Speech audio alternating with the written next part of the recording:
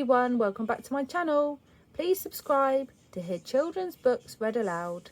Today we're reading another tale from the Garden Gang series by Jayne Fisher. Gertrude Gooseberry. Gertrude Gooseberry was prim and very, very clever.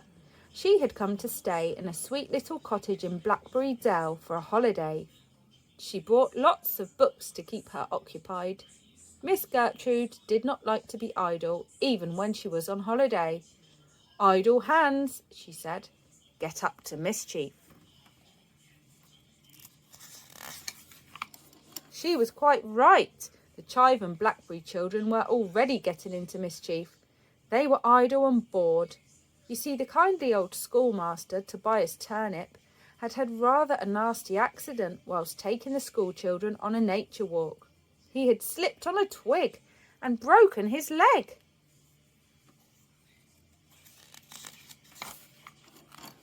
There was no one else to take his place in the school. The Blackberry and Chive children became more mischievous and their poor parents became more worried. What could they do? The Garden Gang all had a meeting to see what could be done. It was Mark Marrow who suggested that they should go to a visit to Gertrude Gooseberry to see if she could help.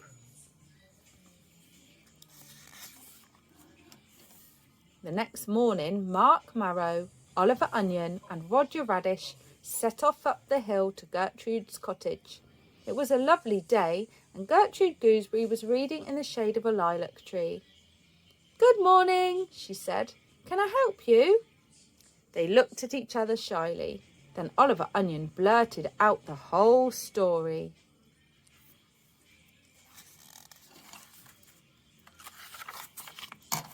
"I will need to think for a while," Gertrude said, after Oliver had finished his unhappy tale. "But first I will make a nice cup of tea. Sit down, all of you." They sat down quickly like three naughty children and waited for the tea to arrive. It was not long before Miss Gertrude reappeared with a tray, on which was a steaming pot of tea and a great pile of hot buttered toast. She poured the tea and handed round the toast. It was delicious, and the three friends looked at Gertrude admiringly.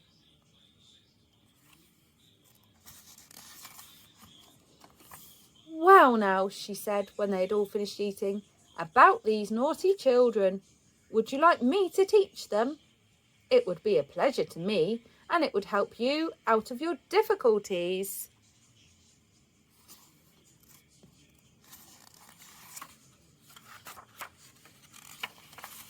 The three friends were so delighted that at first they were speechless.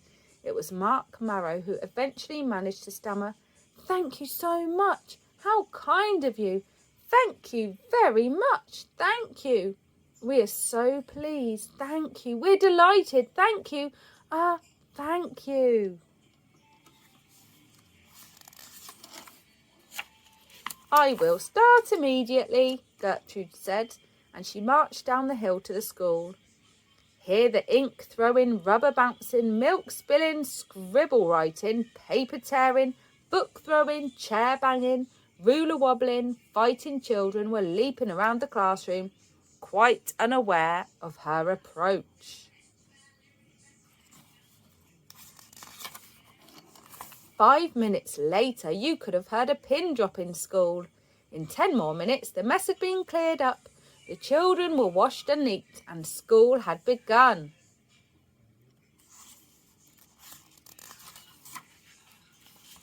The children were so interested in the work Gertrude Gooseberry gave them that they stopped being mischievous and became very studious. They all worked hard and begged her to stay forever. She agreed, and Tobias Turnip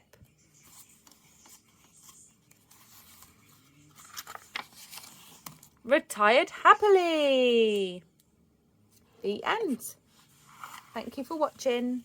Don't forget to like, subscribe and share, and I'll see you again soon for another story. Cheerio!